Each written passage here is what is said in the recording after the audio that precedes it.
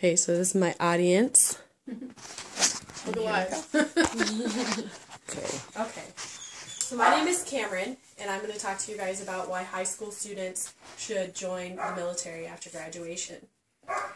I joined the military in 2009. I graduated in 2007, and I was confused. I didn't know what to do after high school. I couldn't afford college on my own. I did qualify for a scholarship, but I just didn't have the discipline to do the classes on my own, and so I ended up dropping that scholarship and having to pay it back. So that was a huge, just a huge debt right away after high school when I was 18 years old.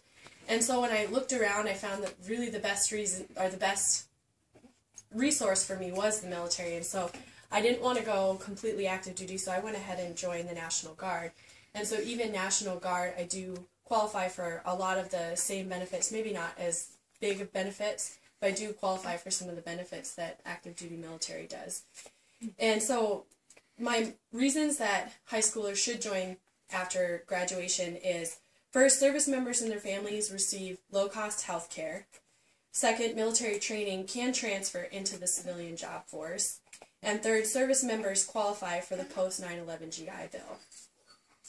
So first, service members and their families receive low-cost health care. There is a Navy pamphlet, and it is geared towards the Navy, but it really is all branches of the military. And it outlines all the benefits that military members can receive, because they're trying to get people to join with this pamphlet. And so they outline TRICARE Prime, which is what active duty military members and their families qualify for. Now, TRICARE Prime has no monthly cost, and the only cost to service members' families is if they see a civilian doctor, there's a small copay of like $12. TRICARE Prime covers emergency, inpatient, outpatient, maternity, physical therapy, dermatology even. It covers really anything that a normal civilian healthcare company would cover, like Blue Cross Blue Shield, but it covers it at low to no cost. And then that same pamphlet outlines for Guard and Reserve members, they have TRICARE Reserve Select. And TRICARE Reserve Select, there's a monthly fee dependent on the service member's rank.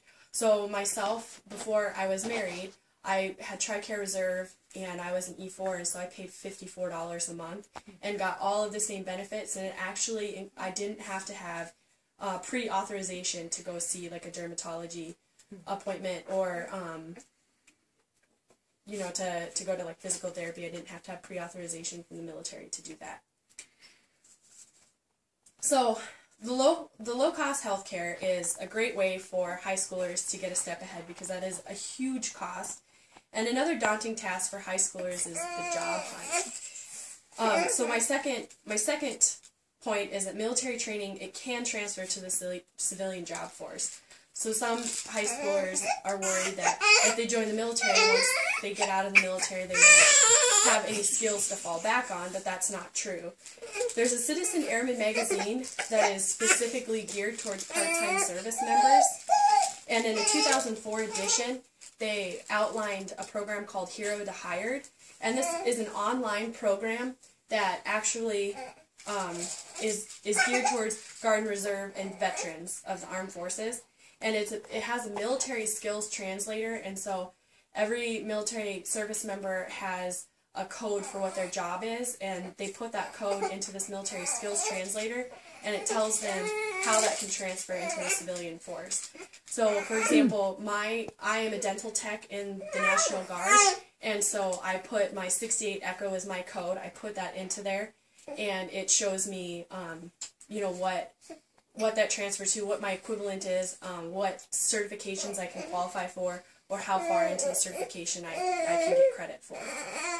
There's also a Rapid City Journal, South Dakota Rapid City Journal article that shows that South Dakota actually just passed a bill allowing military service to count towards certifications. So in my case, it wouldn't be just a partial certification as a dental tech, it would be a full certification as a dental tech in South Dakota. I don't know if it works that way for North Carolina, but it is moving towards that way. And so then that would actually mean that my husband and your husband, as firefighters, can get directly out of the military and qualify for any firefighting job in South Dakota without additional training. So joining the military straight out of high school does not hinder career experience, and it's actually somewhat of a benefit, even with just a small commitment such as myself in the National Guard. Now, a lot of kids don't want to start their career straight after high school, and they want to go to college first, and like I pointed out earlier, that is a really intimidating cost, thousands and thousands of dollars a year. And so my third point is that service members qualify for the post-9/11 GI Bill. There is a magazine called the Exceptional Parent Magazine, and in 2012 they posted an article about the GI Bill, and they kind of outlined it. And what the GI Bill is it covers 36 months worth of schooling of tuition, and it bases the tuition rate off of the highest undergraduate program cost in the state that you're in. So for instance, New York actually has the highest cost for undergraduate, even for in-state tuition. And so if I was to live in New York, I would get, not myself as a National Guard member, because the National Guard gets just fractions of what active duty gets. But so my husband could go to New York and get, a complete tuition as if he was going to that school.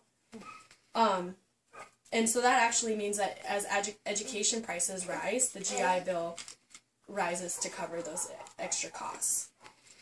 They also provide a monthly stipend, and that stipend is dependent on rank, where you are, and how much active duty time was served, which is why myself as a National Guard member, I don't have much active duty. I have less than a year of active duty time.